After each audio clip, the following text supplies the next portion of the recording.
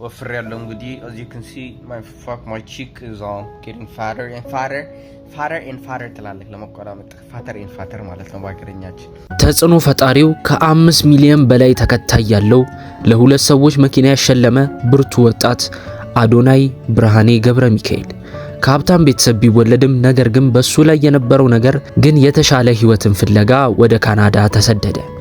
አዶናይ በጣም ወፍራምና ከሰዎች ጋር የማይግባባ ራሱን የሚጠላ ብዙ አላስፈላጊ ሱሶች ውስጥ የነበረ ወጣት ነው።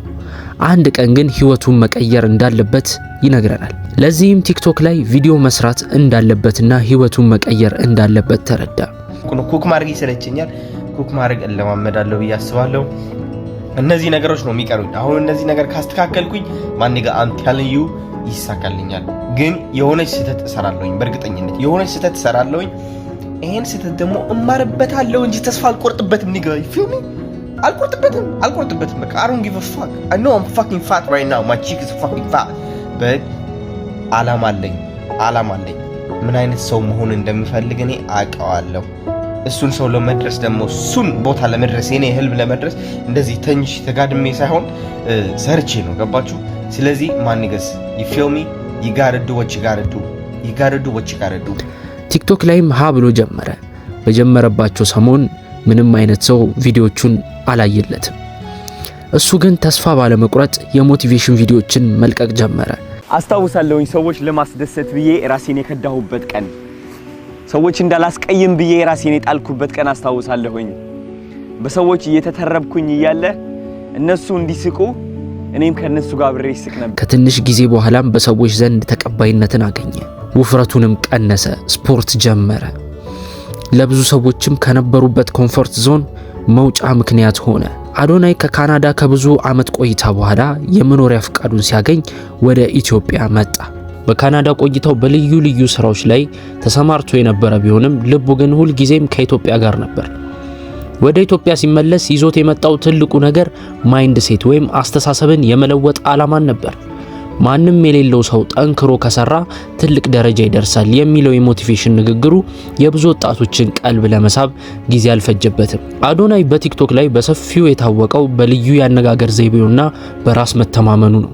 በተለይ በወጣቶች ዘንድ ሀስል እንዲያደርጉና ራሳቸውን እንዲያሳድጉ የሚሰጣቸው ምክሮች ተከታዮቹን ወደ 5 ሚሊዮን አስጠግተውታል።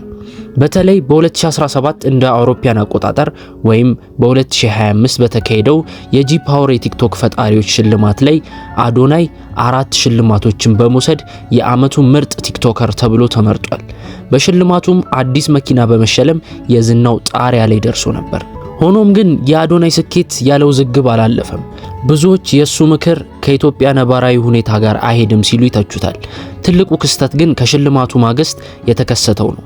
አዶናይና ሌሎች ጓደኞቹ የኢትዮጵያን ባህልና እሴት የማይወክል አለባበስና አነጋገር በሚል በፌደራል ፖሊስ ቁጥጥር ስር ውለው ነበር።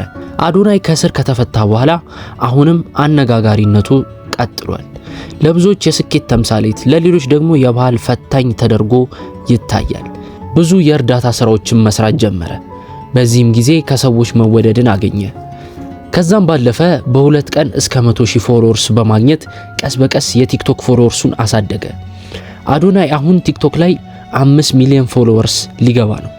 የኢትዮጵያውን አይሾ ስፒድንም አግዞታል። የእድል ማንም ሊወስድብህ አይችልም፣ ያንተ ነው። አሳያቸው አንዴ እናንተ ትንሽ እንደዚህ ስፒድ እዚህ በመጣ ሰዓት የኢትዮጵያውን አይሾ ስፒድ በማገዝ ከስፒድ ጋር በማገናኘት ሙሉ ስትሪሙን አንድ ላይ ስትሪም አድርገዋል። በጎነቱንም ለኢትዮጵያውያን አሳይቷል። በቅርቡም ለአርቲስት ሰለሞንና ለአርቲስት ኩራባቸው የኤሌክትሪክ መኪና አሸልሟል። አሁን ደግሞ ለእንቁ ዘማሪ ሆነው ለዘማሪ ገብረ ዮሐንስ ገብረ ጻድቅ መኪና ለማሸለም ማቀዱን አሳውቋል።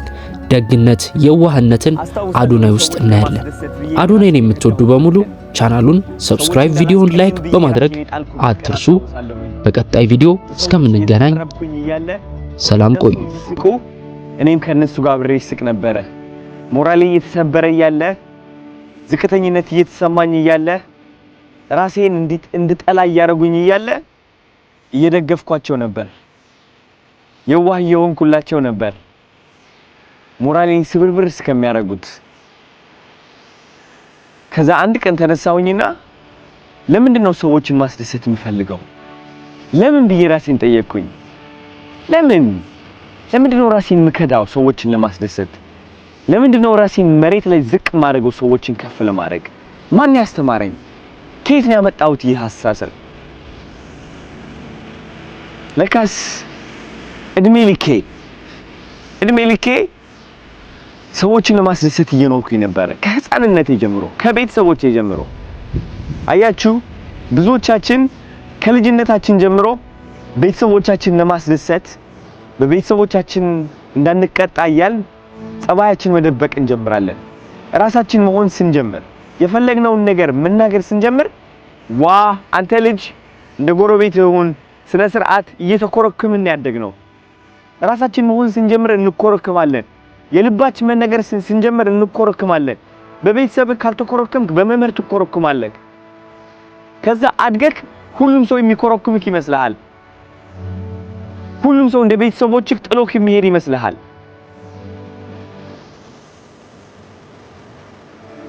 ለዛም ነው ለካስ ሰዎችን ምፈራ የነበረው። ለዛም ነው ለካስ ሰዎችን ማስቀየም በጣም ያጨናንቀኝ የነበረው። ጥለውኝ እንዳይሄዱ እንዳይኮረኩሙ። አያችሁ አድገን የምናሳልፈው ስቃይ ከልጅነታችን የመነጨ ነው። ሳናቀው ብዙ ፕሮግራም የተደረገብን አስተሳሰብ አለ። ያ አስተሳሰብ ነው ህይወታችን ሙሉ የሚቆጣጠረን።